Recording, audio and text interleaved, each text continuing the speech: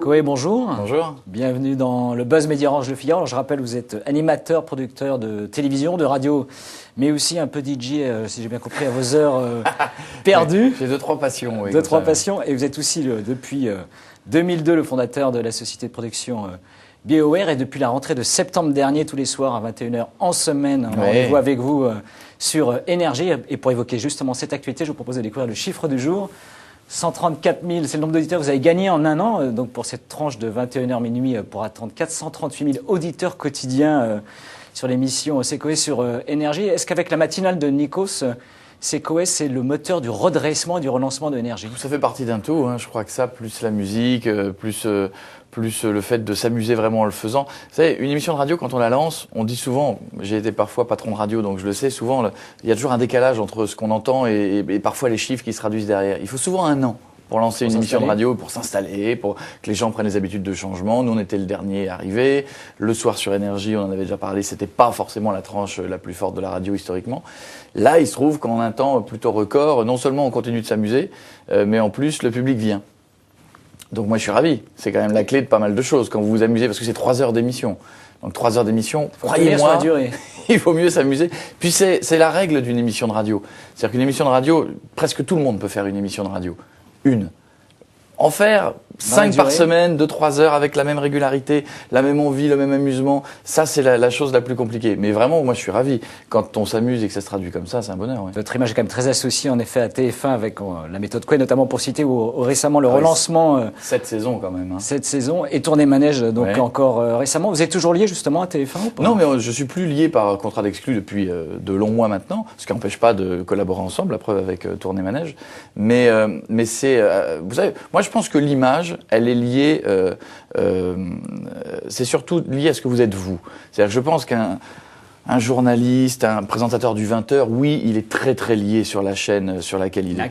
Moi, je suis plus lié à mon image à moi, c'est-à-dire que j'ai plus l'image de celui qui fait rire à la télé ou à la radio, ça tombe bien, c'est ce que j'ai voulu faire pendant des années.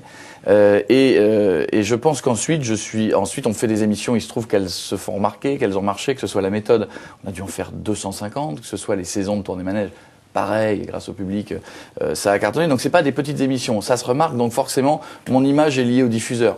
Si demain je suis le même en m'amusant de la même façon sur un autre diffuseur, je serai lié à l'autre diffuseur. Mais c'est vrai qu'on a tellement fait de belles choses avec TF1 en faisant des émissions de parodie, en faisant des talks, on s'est vraiment bien amusé. Et je crois en plus vraiment que la chaîne m'a laissé faire des choses et que ça a permis de marquer la télévision et de faire des émissions qui étaient très fortes et que l'on adorait ou que l'on aimait moins, mais en tout cas qui se voyaient et qui se regardaient. Alors justement, est-ce que le talk show ça vous manque? Non, ça manque pas, mais je crois qu'il y a un moment, quand on est animateur et producteur, donc c'est parfois... Double casquette. Oui, c'est une double casquette. Et alors moi, j'ai cette chance de bien faire la séparation entre les deux. C'est-à-dire que parfois, il m'arrive d'aller voir des chaînes, voir tous les jours, et bien être clair en disant, c'est le producteur qui vient vous voir, c'est pas l'animateur. Donc c'est une émission qui n'est pas avec moi, c'est autre chose. Et puis parfois, il faut savoir aussi, il faut connaître ses gènes. Moi, il se trouve que dans mes gènes à moi, je vous le disais, j'ai cette chance, et il se trouve que le public aime bien ça aussi, d'amuser les gens à la télé. On n'est pas nombreux. Le talk, c'est une espèce de pari absolument dingue à réaliser parce que on le voit à la télévision en France. Sur un projet actuellement de talk. Vous savez, on voit en France, il y a beaucoup de talk shows, il y en a très peu qui marchent. Parce que mélanger l'humour, l'interview et être nouveau à chaque fois, c'est très difficile. Oui, je bosse dessus. Pour rien vous cacher, j'en ai même un qui est déjà tout prêt.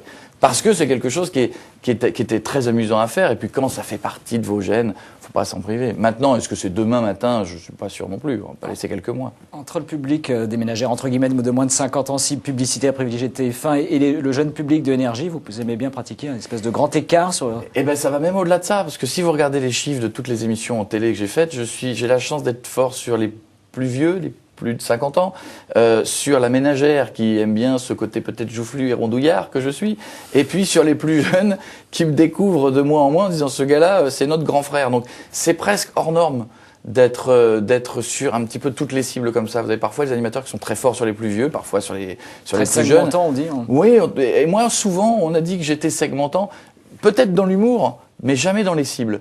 Et ça, c'est une vraie force. Et je suis ravi. Bizarrement, je le cherche pas plus que ça, je le travaille pas plus que ça, puisque toutes les émissions que j'ai pu faire sont des émissions avec ma patte, ma façon d'être et et mon humour à moi. J'ai jamais cherché à écrire des blagues plus féminines, plus jeunes, en me disant là, ça va être un quart d'heure jeune.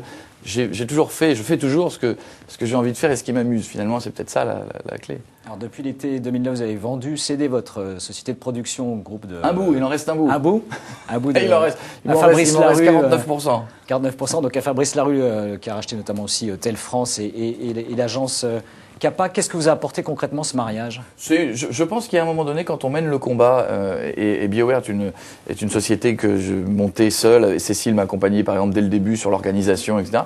C'était une entreprise qui finalement a marché très vite, très fort, avec un monoclient qui s'appelait TF1. Jusqu'à il y a 2 ans, tous nos chiffres d'affaires se faisaient entièrement avec TF1. Aujourd'hui, vous travaillez pour combien de chaînes ? Maintenant, on travaille pour une dizaine de chaînes en France. La TNT ? Oui, en France et à l'étranger. Et je peux si par exemple je prenais un instant T aujourd'hui, plus du tout avec TF1. Alors que l'on est, ce qui peut être autre chose demain. Mais si je vous prenais le mois de janvier aujourd'hui, je vous dirais il n'y a aucune émission sur TF1. En revanche, on travaille avec 10 autres chaînes.